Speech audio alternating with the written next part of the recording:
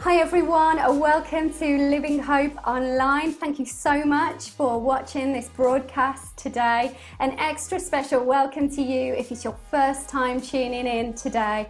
My name is Lisa and I am the pastor here at Living Hope Church. We're a church that usually meets at Milking Bank Primary School, which is in a central part of Dudley.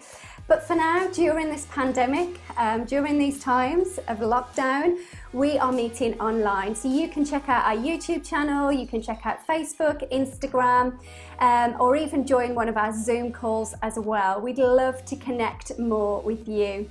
I can't believe we are into our second month of lockdown.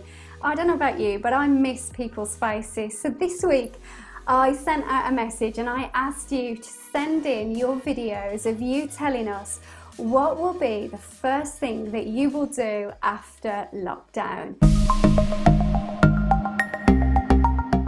Having play dates with my friends and going to parks and water parks and having proper school. And buy myself a great big tub of pelleted chicken manure.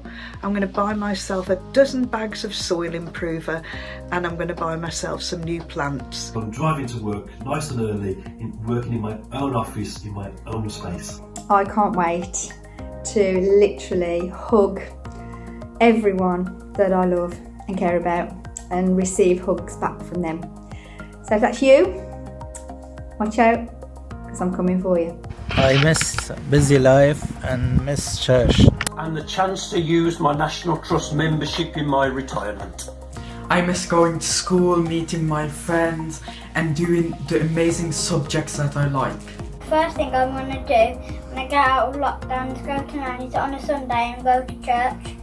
The first thing I'd like to do after lockdown is to take a long drive up to Blackburn Lancashire, so I may take some flowers and spend some time at my parents' graveside. Who knows, on the way back I might even drop in at the Green Duck Brewery and the Lychee if they're open. We'll drive to Cambridge to see my sister Hayley, my brother-in-law Beau and my two beautiful nephews James and Jack, and we're going to do a chocolate hunt, not Easter related, just a chocolate hunt, because that's what we would have been doing over the Easter weekend. I will celebrate. I miss the shops, the town, and I want to watch the people, how they smile on their face. I missed my church and my teachers at church. Meet up with my friends.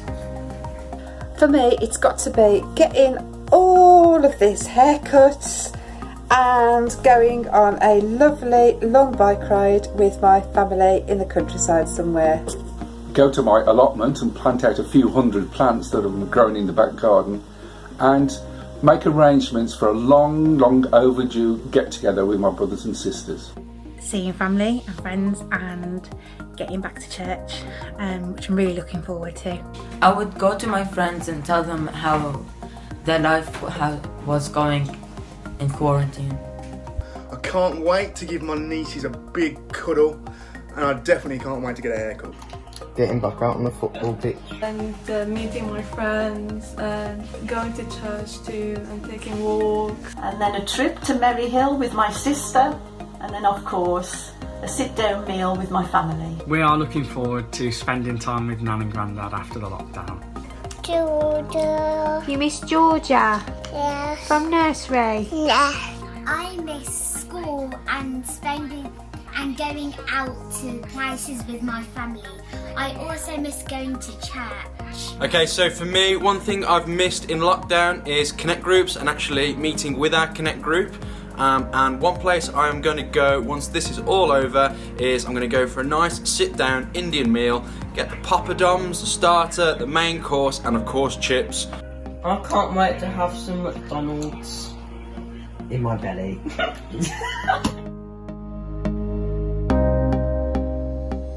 That's brilliant. I think for me, the first thing I'll do is go to Costa Coffee and get myself a large cappuccino. I miss meeting up with friends there, and I've missed your faces so much, so thank you for sending in those videos. We are currently, as a church, keeping our eye out for what the government are announcing this week. We are making every effort to adhere to government guidelines and to keeping everyone as safe as possible. You know, we hope that as a church we can meet together again soon, but we just don't know when that will be.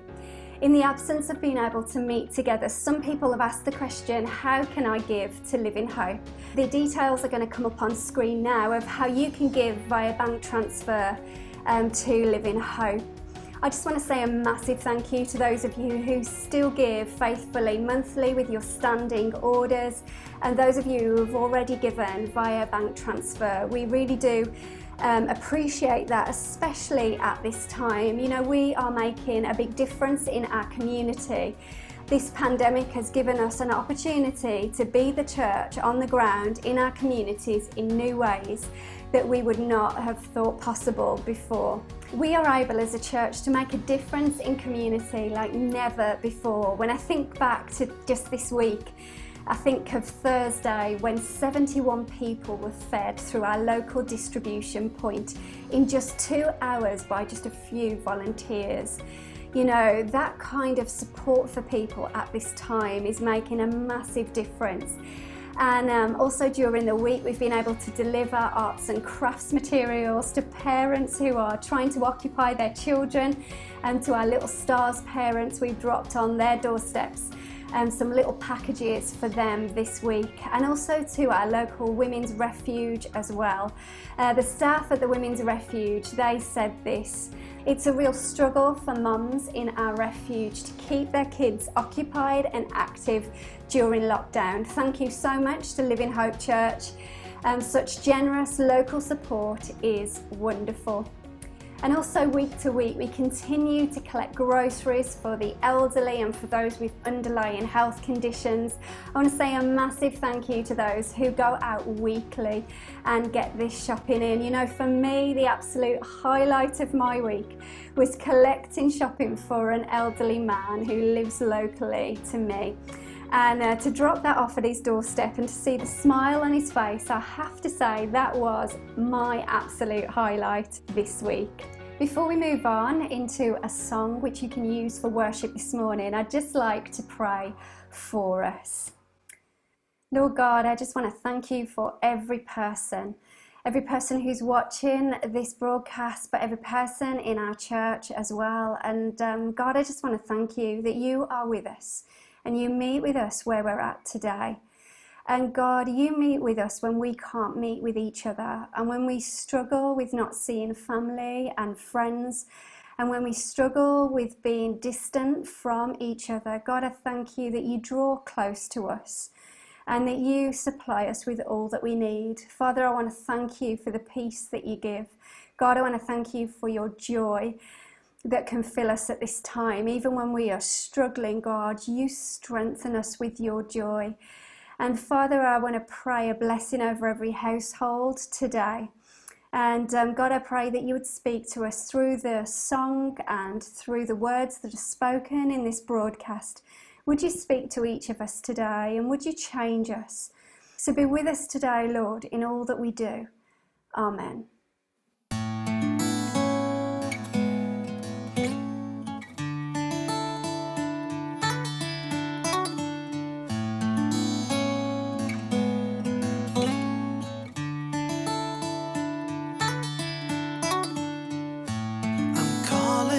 Calling to you, your spirit hears me. I'm listening to you, your spirit leads me into your arms once again, and I can't get enough of you, my friend.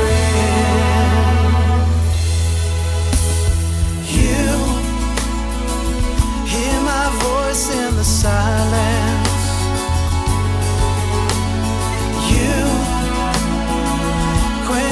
thirst in the dryness. Though my seasons change, you remain the same. I hunger for you. Your spirit feeds me. I'm longing for you. Your spirit receives me straight to your arms once again. And I'll stand for you, my God, because you stand for me. You're the light in the darkness.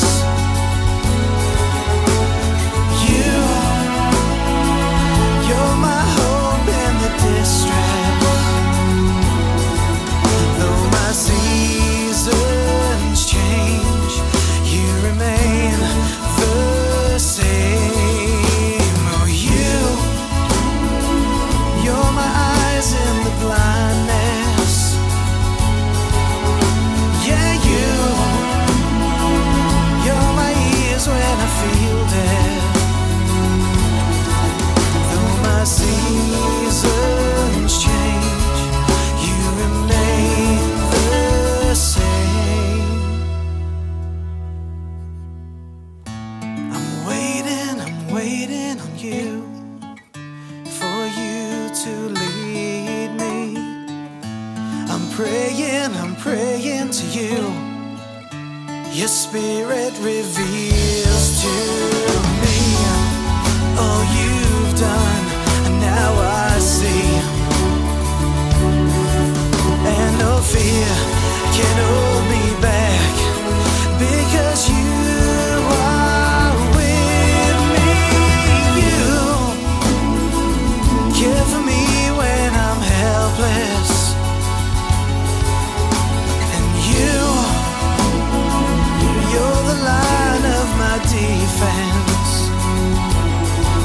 Though my seasons change, you remain the same. You're the fire in this furnace, and you're the one who makes me blessed. Though my seasons change, you remain the same.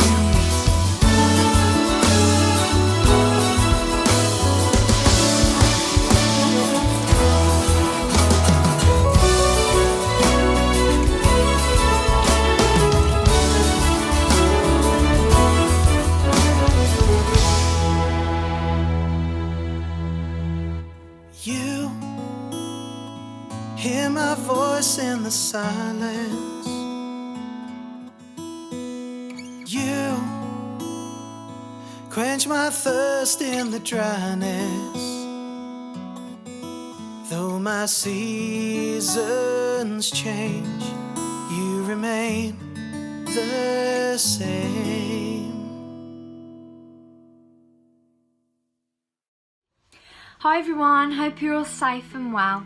In connection to this week's preach, I would like to add my own personal experience of lockdown and how gratitude and thankfulness have become a really important part of my daily routine during this uncertain time. I have nearly been back from university for 6 weeks now, which was cut very short and suddenly for me, and after settling in back at home, I started to feel like I had very little purpose, considering I had nothing to work towards as the university cancelled all my assignments and future exams for this year.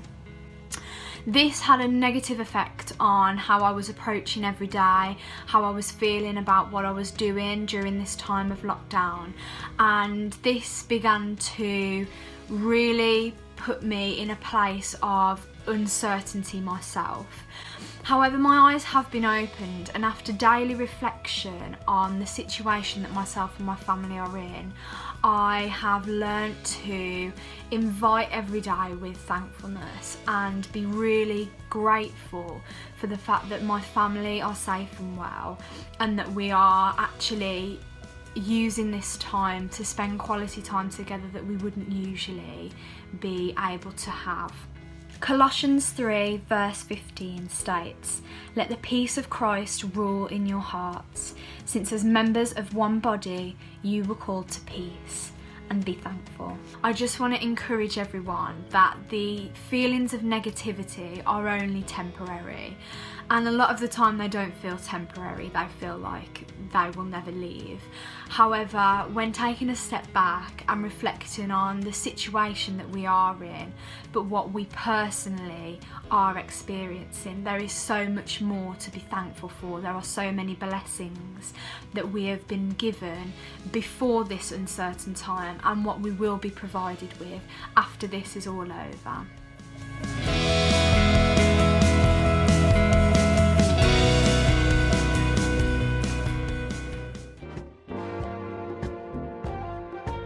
What's up guys? Welcome back for another free video lesson from nativeenglishteacher.net. So let's talk about saying thank you. I think most people already know the basic thank you or thanks. But to me, it does sound a little bit unnatural to just say thank you or thanks without continuing the idea. Thank you. A native speaker will normally continue the idea. For example, I usually say, "Thanks, I appreciate it." I appreciate it means I give value to what you have done for me. Let's practice saying that. Thanks, I appreciate it. Thanks, I appreciate it. Now, there are some situations where it is okay just to say thanks or thank you. Normally it's when someone does something small for you, like when a waiter or a waitress brings you your food or a drink in a restaurant. I completely agree. Thank you. No problem. But what about someone does something really nice for you and you really want to say thanks? I'm going to tell you something now that might surprise you. Don't say thanks a lot or thank you very much. Why not? Native speakers normally only use the phrase thanks a lot when they're being sarcastic. Sarcastic means when you mean the opposite of what you say. So when a native speaker says thanks a lot, what they mean is thanks for nothing. United States, we must put the many extra monies. 100s, so 101. For you, my friend, 100 extra one is for you keeping. You might hear the waiter say, "Wow, $1, thanks a lot." Because it's used sarcastically so often, it's not a good idea to say thanks a lot when you really want to say thank you to someone. Thank you very much just isn't used very much anymore. In fact, the only two people I can think of who say are Elvis, "Oh thank you, oh thank you very much," and Lex Brody, the owner of a tire company in Hawaii. Thank you very much. So what do native speakers say when they really want to thank someone? I really can't thank you enough. Thank you so much. Pay attention to the emphasis. Thank you so much. Notice the emphasis is on the so. Say it with me. Thank you so much. Well, good morning, church. How great is that video? A little insight for us all on what teaching and learning looks like, you know, online for everyone in schools right now. But this is our second week in our series, Freedom in Lockdown. And today we're going to look at thankfulness and gratitude. And I'm not in any way going to be sarcastic in what it is I have got to say this morning. You know, we've become, I suppose, quite used to cabinet ministers each day giving us government instructions recently. Not government advice, not advice to stay at home, but instructions. You know, instructions to stay close to home while we're engaged in our daily exercise routine. But nonetheless, they are government instructions. And the Bible gives us instructions too. Not advice, clear instructions. And often that instruction is to be thankful. To be thankful and to be grateful. And when it comes to clarity in the Bible is explicit. We don't get a series of exceptions or get out clauses. the Bible provides us with an unquestionable justification for this instruction. Be thankful and be grateful. You know, the first instruction to give thanks in the Bible is in 1 Chronicles 16 verse 34. Give thanks to the Lord, for he is good and his love endures forever. You know, in this lockdown, give thanks to the Lord, for he is good and his love endures forever. You know, it may feel like this lockdown is enduring forever, but God's love endures forever, long after lockdown and whatever our new normal looks like in the coming months and years. Now, we all like to receive a thank you, to receive gratitude for something that we've done.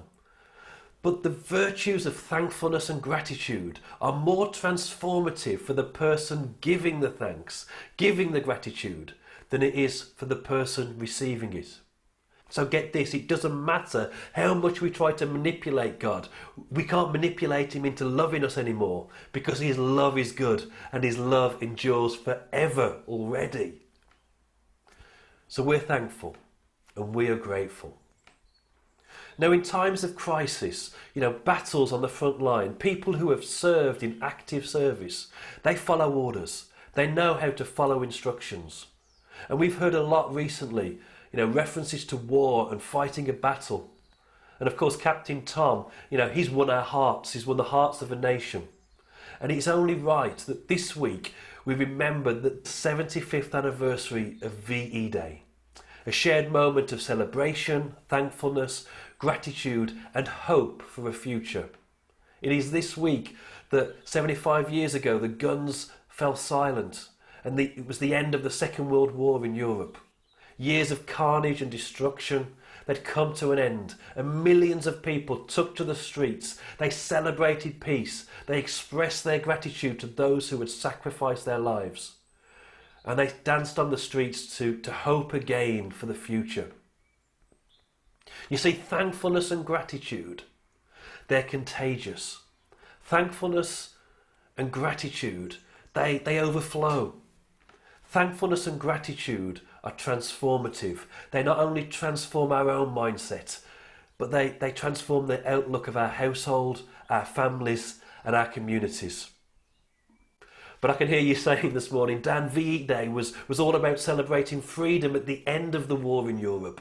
We're stuck here isolated in the middle of lockdown. How are we supposed to be celebrating? How are we supposed to be thankful? How are we supposed to demonstrate our gratefulness? Well, the last instruction to give thanks in the Bible is in the very last book of the Bible, Revelation, which literally means the unveiling of truth. So Revelation 11 verse 17 says this: Give thanks to the Lord God Almighty, the one who is and who was, because you have taken your great power and have begun to reign. You see, this is a victorious battle cry. This is a celebration of thanks and overwhelming gratitude written in John's vision in Revelation. The unveiling of truth and reality. Even though the writer John was banished on the Greek island of Patmos, he was unable to leave, some people believe that he was totally isolated without any other Christian believers with him. But John was in the Spirit, worshipping God, and in the prophetic unveiling of the truth, we find yet again this instruction: give thanks.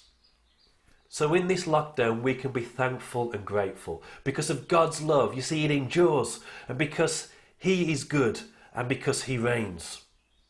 I said earlier that the virtue of thankfulness and gratitude, it's more transformative on the person giving the thanks than the person receiving it. So we are instructed to articulate our thanks and gratitude to God because it transforms us.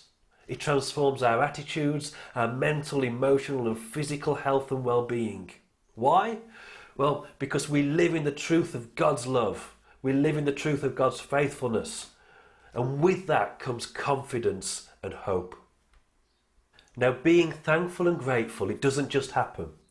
There may be a certain spontaneity in celebration, but you have to work on being thankful. You have to work on being grateful. I found this anyway. It's a culture, it's a virtue that we have to nurture. There's nothing quite like your kids or your family saying thank you. Either when you've given them a gift, or you've cooked them a meal, or you've just spent some time giving them a cuddle. It doesn't just happen. We have to be ready to be thankful. We have to be prepared to be grateful. You know, last week Lisa took us to the Old Testament and the story of Gideon. Well, I want us to look at the Old Testament too.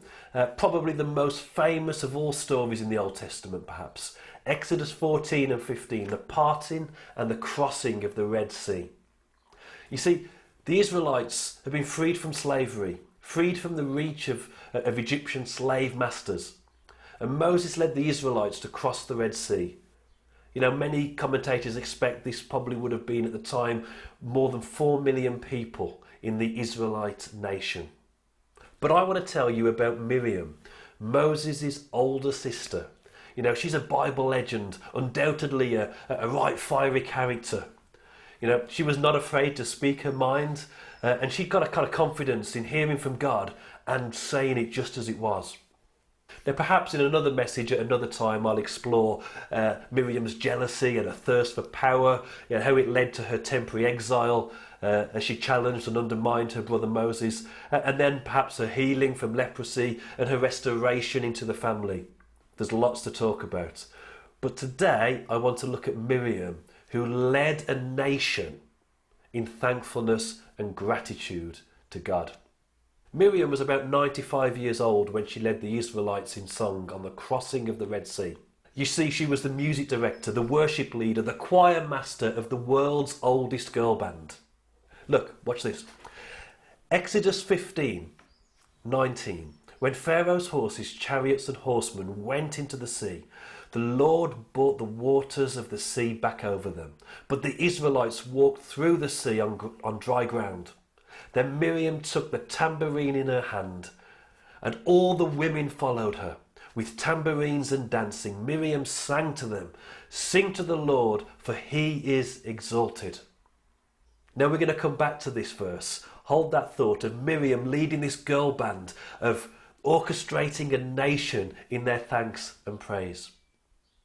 Now you'll remember, maybe from a Bible picture storybook when you were young, that Miriam was there in the bulrushes, keeping a watchful eye on her baby brother Moses. There he was in a basket, hiding from the Egyptians. But let's go back even further. You see, Miriam was about 6 years old when Pharaoh declared that all Israelite baby boys should be killed. And on hearing this, Miriam's father, well, he divorced his wife, Miriam's mum. And because he did this because he couldn't bear the possibility of having a son who would then be killed. But Amram, Miriam's dad, he was kind of leader. He was the leader of a generation. And lots of other Israelite men, they followed his lead. So they divorced their wives as well. So get this, Miriam, aged 6, she faced her father and said, "In divorcing my mum, your act is worse than Pharaoh's." Wow. But get this, she then predicted that her dad was too late in divorcing her mum, and that she prophesied then that her mum was already pregnant and would give birth to a son who would save Israel from Egypt. And of course, less than 9 months later, baby Moses was born. Now we fast forward 90 years later, and the Egyptians have been completely vanquished, drowned in the sea. Miriam finally saw the fulfillment of her prophecy, and she burst into song, leading millions of people in praise and worship, leading a whole nation in thankfulness and gratitude. See, God was faithful, and Miriam was faithful in her confidence of God's goodness. So get this song of Miriam right. You know, it may have been more than 80 years' wait for her baby brother to lead people to freedom. But it was no surprise to her. She was expecting it. She had spent more than a lifetime in lockdown, but in lockdown she had a freedom mindset. She was ready and prepared to be thankful. She was ready and prepared to be grateful. So remember those verses in Exodus 15 when Miriam took the tambourine in her hand and all the women followed her with tambourines and singing. Miriam sang to them, "Sing to the Lord, for he is highly exalted." Miriam led the singing, and she led women playing instruments that were in their hand. You see, Miriam's ensemble were carrying their musical instruments. They were doing so expectantly. They were ready. They were prepared.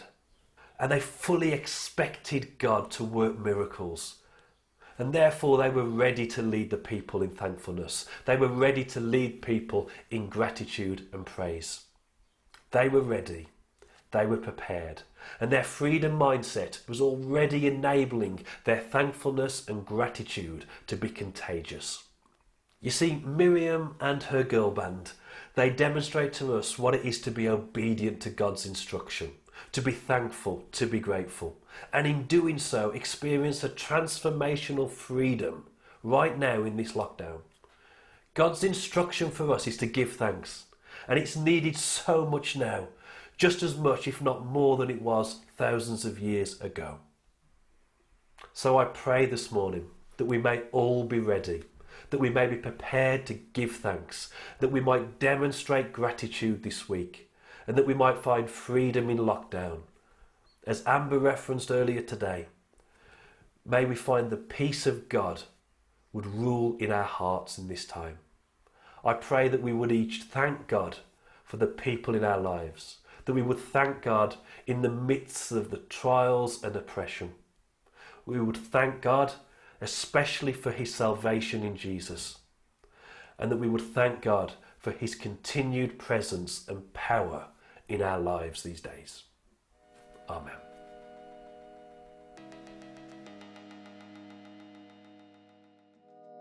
Thank you for being part of church today. We hope that you can keep in touch throughout the week. You can do this by following our Instagram page, which is Living Hope Dudley, or alternatively, you can do this on our Facebook page, which is Living Hope UK. We have lots of Zoom calls happening throughout the week. You can sign up for this via our email address, which is info@livinghopechurch.org.uk. Hope to see you soon.